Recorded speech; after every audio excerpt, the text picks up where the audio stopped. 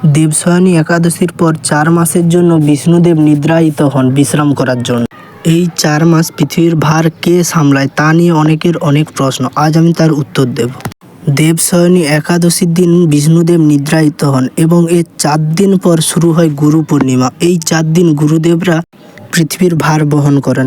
গুরু পূর্ণিমার 4 দিন পরে শ্রাবণ মাস শুরু হয়, তখন মহাদেব এই 1 মাস পুরো পালন করেন। তারপর শ্রাবণ মাসের শেষে ভাদ্রপদ লাগে, যেটি 19 দিনের হয়। এই 19 দিন ভগবান বিষ্ণুর আরেক অবতার কৃষ্ণকে ভার দেওয়া হয় পৃথিবী সামলা। ভাদ্রপদের 10 দিন পর আসে গণেশ চতুর্থী। এই 10 দিন গণেশ সামলা।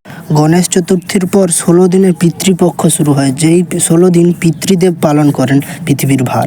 তারপর শুরু হয় নবরাত্রি। 10 দিনের জন্য মাতা দুর্গা পৃথিবীর ভার নেন।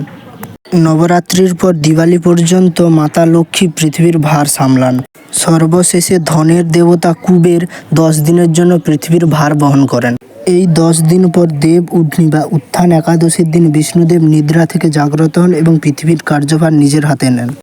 ভিডিওটি ভালো লাগলে একটি লাইক করবেন, চ্যানেলে নতুন হলে সাবস্ক্রাইব করবেন।